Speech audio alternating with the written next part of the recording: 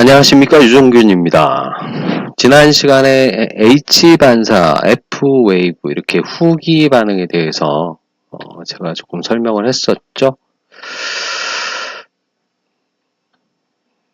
자, 이 두 개, F웨이브하고 H리플렉스 얘네들은 둘 다 후기 반응이라는 점.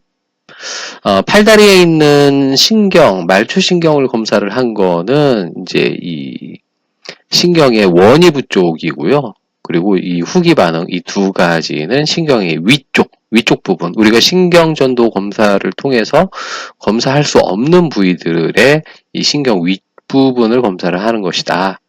그래서 F판은 운동신경의 윗부분을 보는 거고요. H반사는 그 말초신경의 윗부분, 이 경로를 보는 검사입니다. 둘 다 윗부분 본다는 거. 자, 그럼 F웨이브부터 먼저 설명을 할 건데, 자, 이 F웨이브는 신경의 윗부분, 근위부의 운동신경 기능을 측정하는 것이다. 그래서 우리 몸에 있는 모든 운동신경을 검사할 수 있어요. 자, 그래서 아래쪽에서 전기자극을 줘서 위쪽까지 올라가서 이게 척수의 전각세포입니다. 세포까지 갔다가 튕겨져서 내려오는 이 반응. 그래서 빨리 튕겨져서 내려오면 이상이 없는 건데, 만약에 이 신경 쪽에 여기서 손상을 받았거나 아니면 이쪽에 무슨 종양 같은 게 있으면 올라가다가 속도가 느려지고 내려오다가 또 속도가 느려집니다. 그러면 이제 잠복 시간, 올라갔다 내려오는 그 시간이 길어지면 이제 문제가 있는 거고요. 또 허리 디스크라든가 목 디스크가 있을 때 이제 신경이 이 윗부분에 이상이 있거든요. 올라갔다 여기서 시간이 늦어지고 또 내려올 때도 시간이 늦어지니까. 자, 그래서 상지에서는 정중신경, 그리고 하지에서는 뒷정강신경을 검사를 한다. 양쪽 검사를 하고요. 오른쪽 왼쪽 검사를 했을 때 이 잠복 시간이 2ms 이상 차이가 난다. 그러면 신경 윗부분에 뭔가 이상이 있구나. 이렇게 알 수가 있습니다. 자, 자극은 최대상 자극으로 10번 또는 20번 자극을 줘요. 네. 그리고 자극 방향은 이 플러스 마이너스, 원래 우리 전극은 항상 이 캐소드 이게 마이너스하고 이 활성 전극하고 마주보고 있었는데 이건 거꾸로입니다. 그래서 여기가 캐소드, 이 마이너스고 여기가 플러스예요. 자, 그렇다는 거. 그리고 영양 인자는 이제 팔다리 길이, 연령에 따라서 영향을 좀 받을 수가 있고요. 이건 어차피 키가 큰 사람 검사를 한다 해도, 양쪽 비교했을 때 2ms 이상 차이가 난다. 그러면 이제, 이상이 있다. 이렇게 보는 거기 때문에, 네. 자, 임상적 의의로는 이제 신경의 윗부분에 이상이 있는지를 보는 게 있고요. 그리고 신경근병증이라고 하는 거는 이거는 우리가 흔히 얘기하는 디스크, 그리고 일부 말초신경병증, 이 길라인바레 신드롬이라는 GBS라는 병이 있는데 이 병에서는 특이하게도 F웨이브가 지연되거나 안 나오거나 그럴 수가 있습니다. 자, 검사하는 거를 보면은, 자, 이게 활성전극, 기준전극이죠. 자, 이게, 잠깐만요.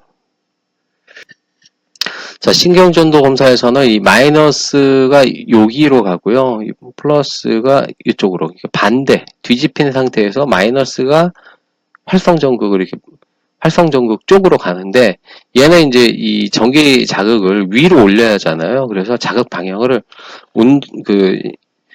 신경전도 검사랑 할 때와 좀 다르게, 다르게 반대로 준다. 그래서, 여기서 봤을 때,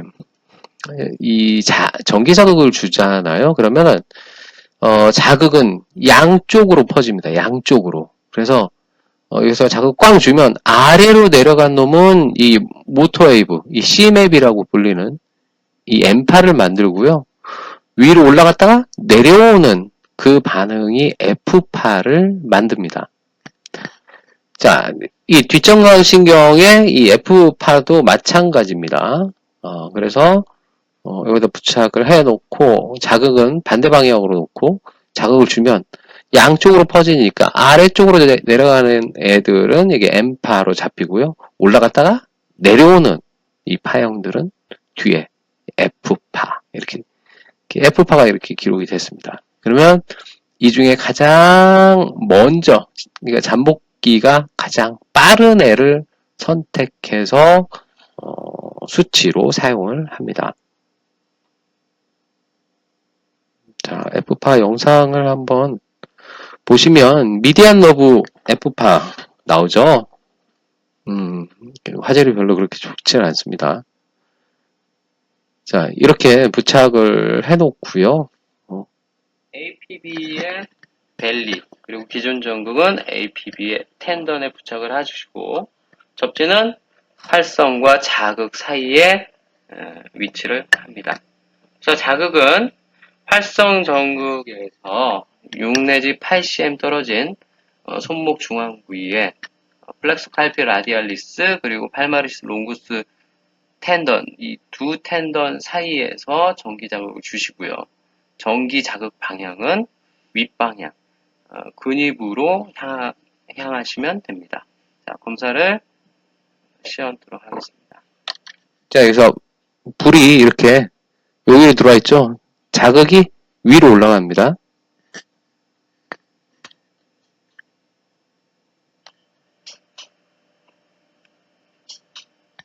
자, 여러 번 자극을 줍니다. 10번 또는 20번까지.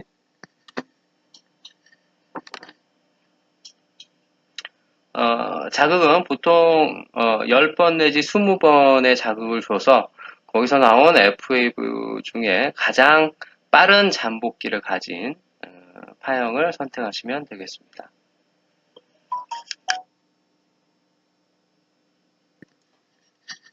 자, 그 다음에는 이제 H반사입니다.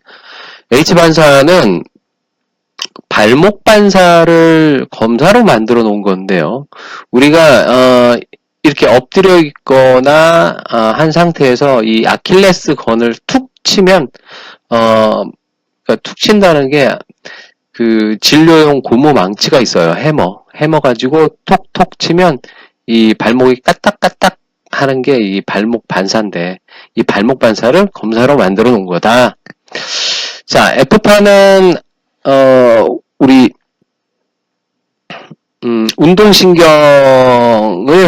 운동신경의 윗부분을 검사를 하는 반면에 H반사는 감각신경 타고 위로 올라가서 이 척수를 한 바퀴 돌아요.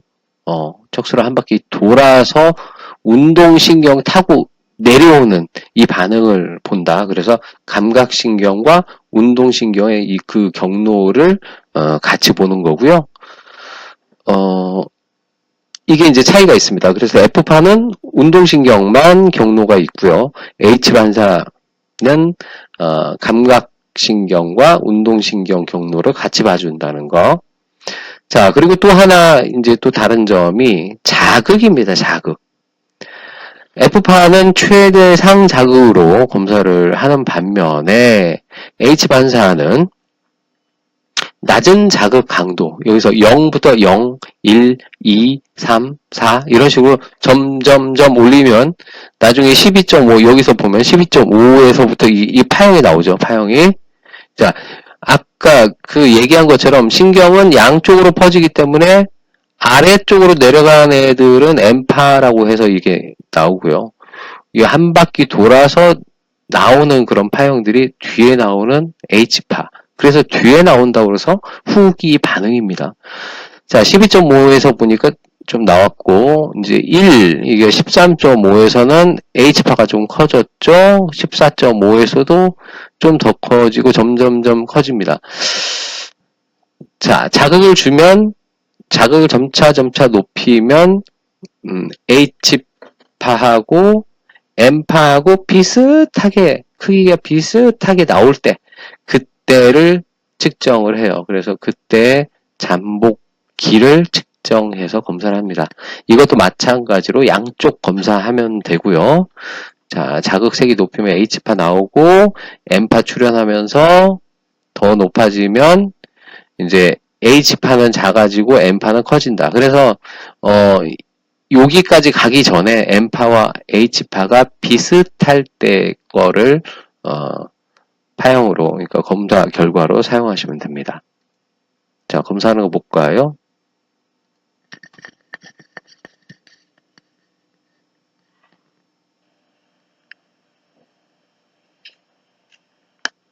자, H반사입니다. 활성 전극은 우리 장단지근, 비복근이라고 하죠. 내측에 장단지근에 활성 전극을 부착을 하시고 기존 전극은 아킬레스건 위에 부착을 해주십니다. 그래서 자극은 우리가 우리 오금부에서 자극을 주는데요. 처음에 낮은 자극에서부터 시작을 해가지고 서서히 자극을 증가시켜서 검사를 시행하시면 되겠습니다. 자, 검사를 시험토록 하겠습니다. 자, 자극의 방향은 윗방향입니다.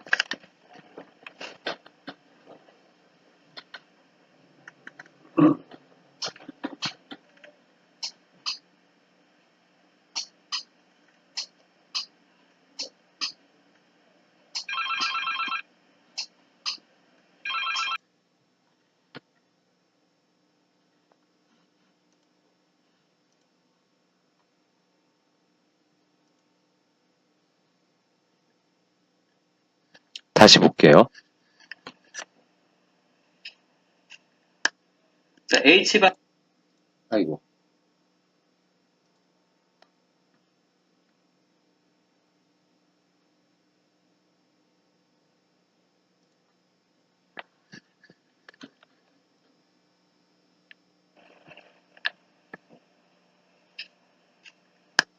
자, H반사입니다.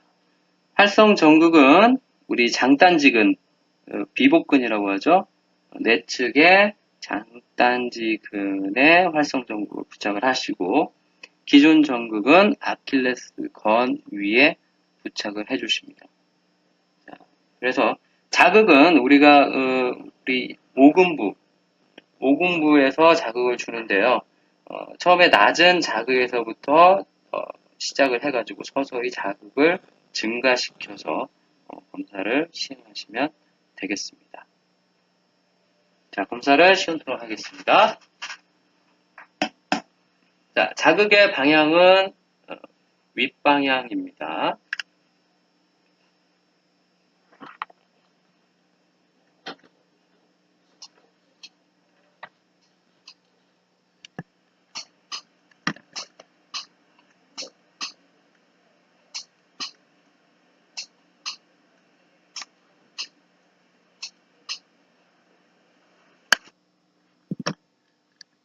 자, 보셨죠? 네.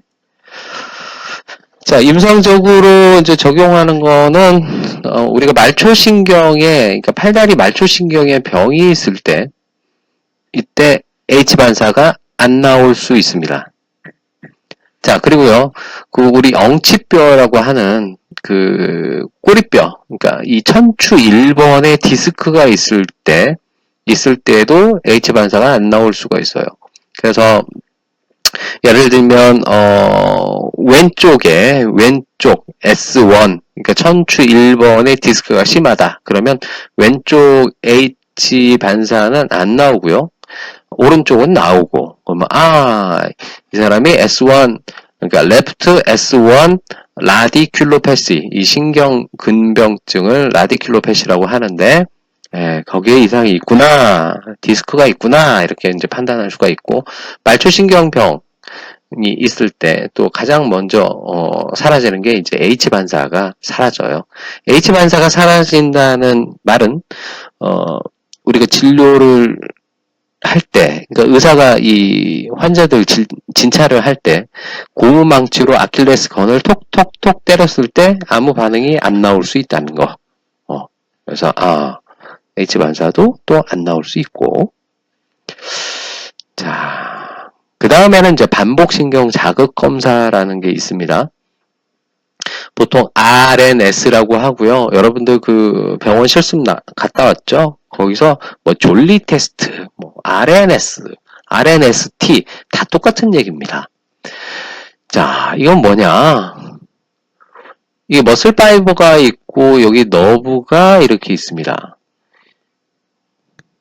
자, 운동 신경이죠. 이 근육하고 연결이 되어 있는 게 이제 이게 운동신경입니다. 그러면 신경과 근육이 연결된 요 부위가 있는데 요 부위를 뭐라고 하느냐? 신경근 접합부 라고 해요. 그러니까 신경하고 근육하고 연결된 부위다. 신경근 접합부라고 하고 일명 이제 시냅스라고 들어봤죠. 시냅스. 자, 여기가 시냅스입니다. 여기가. 그리고 이게 신경이에요. 그리고 요 밑에가 이제 머슬 파이버. 여기가 이제 근육이죠, 근육. 얘는 운동신경. 자, 뭔가 뭐, 그림이 되게 복잡하죠. 자, 어떤 신경이 일을 할 때, 그러니까 신경이 움직이거나 어떤 자극을 받거나 하게 되면은 여기서 이제 이 활동 전이가 생겨요. 활동 전이가 생기면서 이제 이 근육 쪽으로 이제 이 반응을 전달을 해야 하는데 예로 우리가 뜨거운 물체를 탁 잡았을 때 위로 올라갔다가 이제 운동신경까지 이렇게 반응이 전달이 되는 거예요. 반응이 전달이 돼서 근육이 이제 탁 수축하면서 손을 탁 놓는다. 이거 이제 설명했잖아요. 예. 그거 같습니다. 자, 어떤 액션 포텐셜이 이제 운동신경으로 전해지면 여기에 이 신경 말단에 보면은 여기 이 칼슘 채널이 있습니다. 칼슘이 들어오는 통로예요. 칼슘이 들어오면 여기서 이 신경 전달 물질, 아주 대표적인 신경 전달 물질인 아세틸콜린.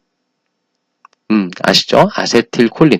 아세틸콜린을 함유한 소포들이 막 생겨나요. 이 칼슘 채널이 열리면서.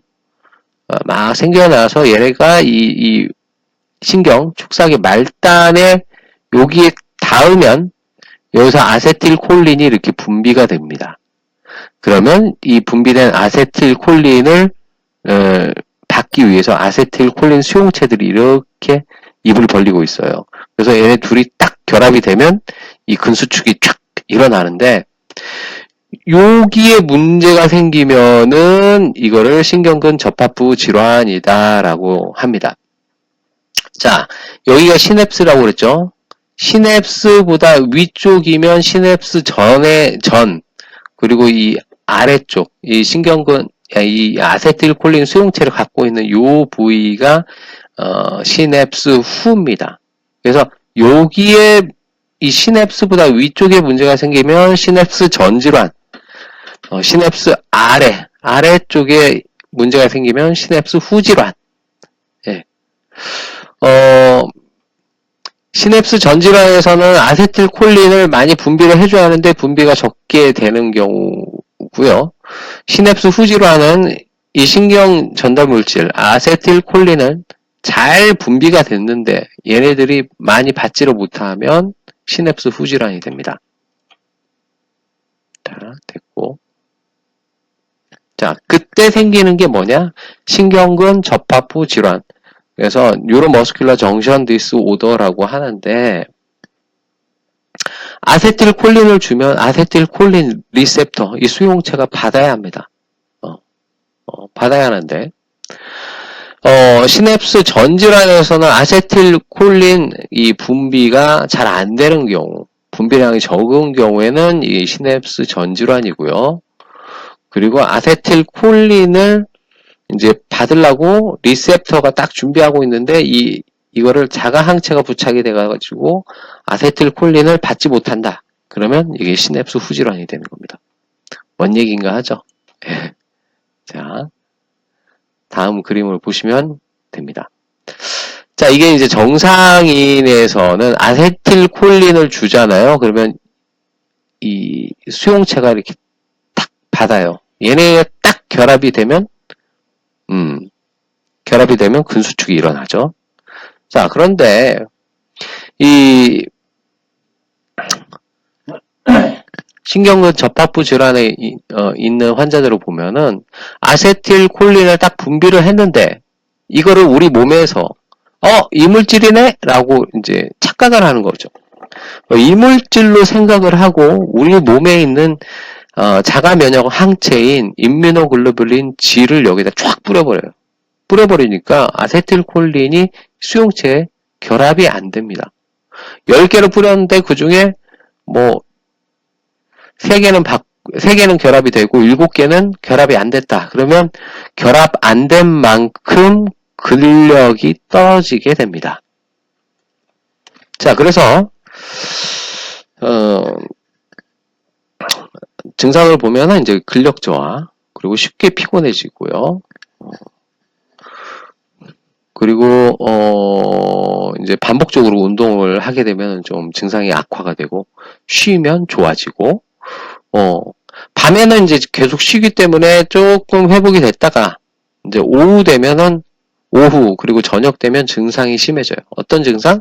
근력 저하, 피로감 이런 것들, 그리고 또 이 눈이 겹쳐 보이거나 잘 걷는데 좀 불편하다거나, 아니면 우리가 숨을 들어 마시고 내쉬고 하는데 이것도 다 호흡근으로 일을 하기 때문에 이 숨을 쉬는데도 이제 이 근력이 떨어지잖아요. 그러면 호흡근도 근력이 떨어져요. 그래서 숨이 잘 안 쉬어지거나, 그래서 이제 심한 경우에는 숨을 못 쉬어서 사망하는 사례가 있습니다. 자,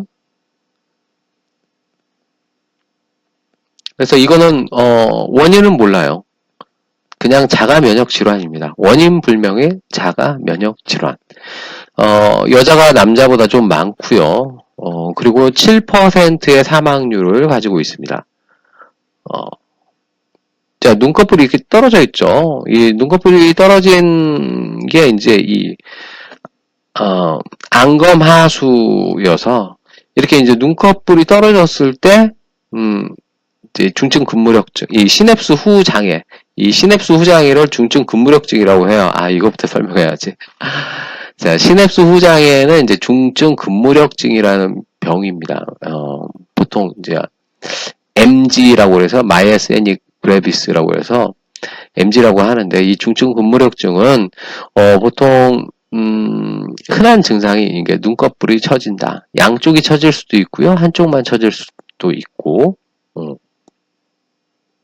자, 치료받고 나면은 이렇게 눈꺼풀이 쫙 올라가죠. 이건 원인 불명이고요. 평생 약을 먹어야 하는 병이다. 그래서 좀 힘든 병이죠. 그래서 대부분의 환자가 이제 이 흉선 쪽에 CT를 찍어보면, 비정상적인 흉선 조직이 있거나 아니면 거기에 종양이 발견됩니다. 네. 자, 진단을 어떻게 하느냐? 반복신경 자극 검사, 여기 졸리라는 사람이 만들었기 때문에 졸리 테스트라고 하는데, 이 검사 하고요. 그리고 이제 속효성 항아세틸콜린 에스터라제라는 게 있는데, 이거는 이제 이 중증 근무력증, 이 시냅스 후 장애가 있을 때 사용하는 치료 약물 중에, 속효성입니다. 그래서 몇 시간 안 가요. 한 3시간? 3시간 안 가는 약물. 이거를 이제 주사를 맞춰놓고 증상이 좋아지는지를 보는 그런 검사. 그리고 혈청 검사하고요. 뭐 단일 섬유, 뭐 근전도 이런 거 이게 있는데 이거는 별로 중요하지 않아요. 네. 중요하지 않다. 자, 치료는 이 도스민이라는 약제를 제일 많이 쓰고요. 그리고 이제 스테로이드 치료하고 면역 억제제. 이제 이 면역 세포가 너무 심하게 이제 반응을 하게 되면은 또 아까 얘기한 자가 항체를 막 분비해 가지고 아세틸콜린하고 수용체하고 결합하지 못하게끔 막 하잖아요. 네. 그래서 그런 걸 억제하기 위해서 한다는 거, 사용합니다. 그래서 숨을 못 쉬어서 사망하는 환자가 이제 100명 중에 7명, 되게 많죠? 7%의 사망률을 가지고 있다. 자, 이런 증상이 있고요. 외국 케이스 이렇게 좀 받고 있고, 이분은 이제 우리나라에서 이 중증 근무력증에서 가장 유명한 대가 선우일남 교수님이라고 그래서 세브란스 병원에서 근무하시고 이제 퇴직하셔서 현재는 선우앤조라고 하는 신경과 선우앤조 신경과 이제 원장님으로 지금 노후에도 엄청나게 그 퇴직 후에도 엄청난 환자들을 많이 보세요. 중증 근무력증이다 그러면 이 교수님께 다 갑니다. 자, 실내를 한번 보면은 이게 이제 68세 남자 환자고요. 저희 일산병원으로 오신 분인데 당뇨, DM, 당뇨 말고는 아무것도 없어요. 그런데 6월 9일 날 새벽에 화장실 가는데 좀 어지러워요. 물체가 2개로 보이고 6월 17일 날 보니까 양쪽 눈에 이제 이 안검하수가 생긴 겁니다. 그래서 이분이 이제 병원에 오셨어요. 그래서 혹시 머리 쪽 문제인가 해가지고 MRI를 찍었는데 이상이 없고요. 아까 그 반복신경 자극 검사하고 속효성 약물로 이제 주사 맞았을 때 증상이 이렇게 좋아지는 거 보는 검사에서 이 포지티브가 있었습니다. 자, 환자가 왔을 때 눈동자가 움직이는지 안 움직이는지 보기 위해서 자, 위에 보세요, 아래 보세요, 오른쪽, 왼쪽 하는데도 안구에 움직임이 없습니다. 그래서 이분 이제 치료받고 이렇게 오셨다가 퇴원하실 때 이렇게 나가셨어요. 현재도 계속 병원에 다니시고요. 네, 평생 약을 드셔야 하니까. 자, 이 남자분도 마찬가지입니다. 이렇게 눈꺼풀이 처져서 왔어요. 왔다가 이제 나중에는 그 검사상 아까 얘기한 거 졸리 테스트 반복신경 자극 검사하고 속효성 약물 검사 했을 때 눈이 이렇게 커지는지 보기 위해서 이제 속효성 약물을 주사를 놔요. 팔에다가 놓고 15분 되니까 이렇게 눈이 이렇게 쫙 정상으로 이렇게 커지는 걸 봤습니다. 자, 이 환자는 뭐냐? 불바라고 하는 게 있는데요. 불바가 뭐냐? 혀입니다, 혀. 혀도 근육이에요. 자, 이분은 이제 혀 짧은 소리가 오후가 되면 자꾸 나요. 그래서 오전에는 자, 여러분들 회의합시다. 이렇게 돼요. 그런데 오후가 되면 여러분들 회의합시다. 이렇게 되고 혀가 짧은 소리가 나요. 그리고 좀 한 4시, 5시 정도 되잖아요. 그러면 여러분들 회의합시다. 이렇게 돼요. 혀가 잘 움직이질 않습니다. 이 사람도 이제 검사하고 나서 지금 한 1년 지금 1년에 한 번씩 저한테 와서 검사 받으시거든요. 지금은 이제 약물 치료 하면서 계속 유지하고 있는 그런 환자입니다. 예, 불바. 예, 혀도 근육이라는 거. 자, 이럴 때 이제 반복신경 자극 검사를 한다나, 자, 1895년에 졸리라는 사람이 그 중증 근무력증, 시냅스 후질환 환자에서 처음 기록을 했어요. 그래서 이 판토그래피라고 해가지고 물을 이 수압을 이용해서 이런 파형을 만들어냈다고 하니까 참 대단하죠. 자, 원리는 뭐냐? 원리는 아세틸콜린을 10개를 주면 10개를 받아야 돼요. 예. 그런데 이런 거 다 필요 없어요. 다 필요 없고 원리는 우리가 신경과 근육이 움직이는 데 있어서 예를 들어서 아세틸콜린을 10개를 준다. 그럼 10개를 받아야 돼요. 이게 정상입니다. 9개 주면 9개 받고 100개 주면 100개 받고 이게 정상입니다. 그런데 이 중증 근무력증 환자는 10개를 줘요. 그러면 처음에는 10개를 받아요. 그리고 두 번째는 7개 받고 또 세 번째는 5개 받고 뭐 네 번째는 3개 받고 이런 식으로 아세틸콜린 수용체가 받는 개수가 점점점 줄어듭니다. 그걸 뭐가 가로막냐? 자가항체, 임뮤노글로불린 G가 자꾸 아세틸콜린을 이물질로 생각해가지고 신경과 근육이 이렇게 서로 아세틸콜린을 주고받을 때 자꾸 옆에서 간섭을 해서 못 받게끔 한다. 이게 원리입니다. 자, 이게 뭔 말인지 모르겠죠. 이따가 그림 보시면 알게 될 거예요. 자, 자극을 어떻게 하느냐? 이건 자극 최대상 자극으로 검사합니다. 근육은 이제 이 상지 쪽에 이 자신경, 여기하고요. 이게 자신경이 사용하는 그런 근육들입니다. ADQ, FCU라는 근육이 있고요. 그리고 이제 얼굴에 눈, 코, 그리고 어깨에 이게 어깨 근육, 트라페지우스. 자, 그림부터 먼저 한번 봐볼까요? 자, 이렇게 여기다 붙여놓고 팔꿈치에서 자극, 여기다 붙여놓고 팔꿈치에서 자극. 자, 얼굴 접니다.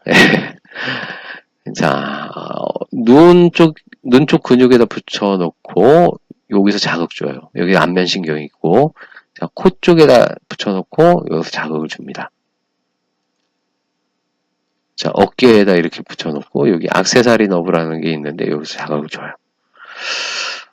자, 검사 방법. 검사 근육은 이제 이렇게 5개의 근육을 사용한다는 점.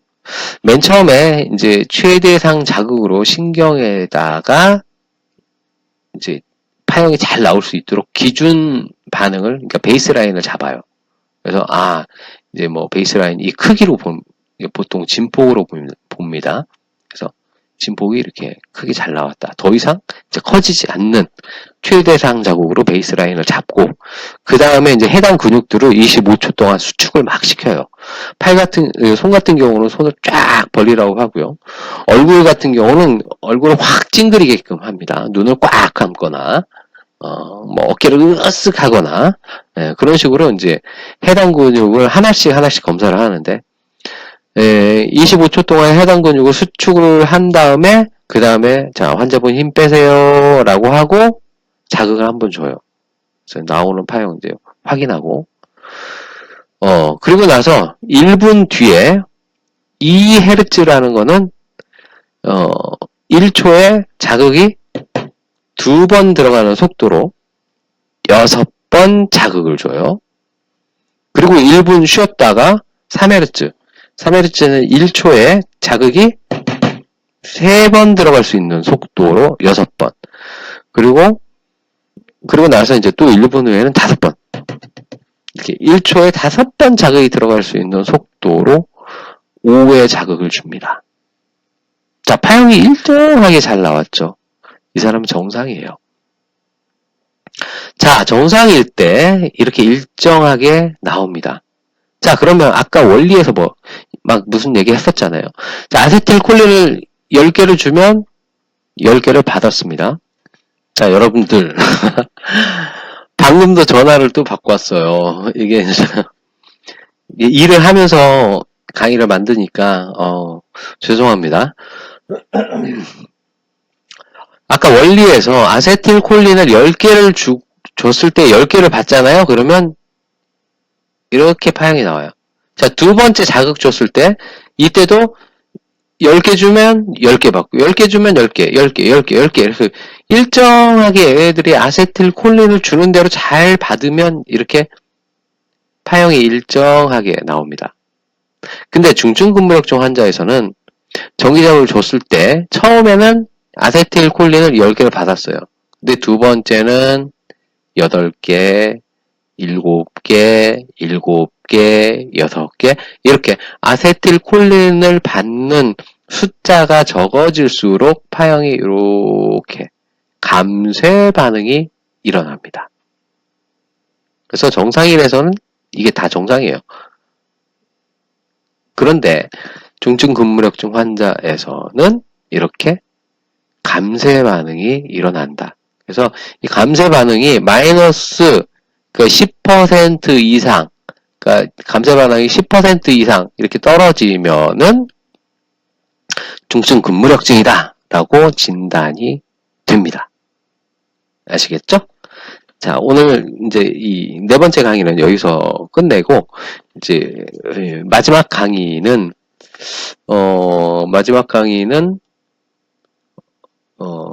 그 유발전이 검사라는 게 있어요. 그거 이제 준비해서 다음 시간에 뵙겠습니다. 자, 감사합니다.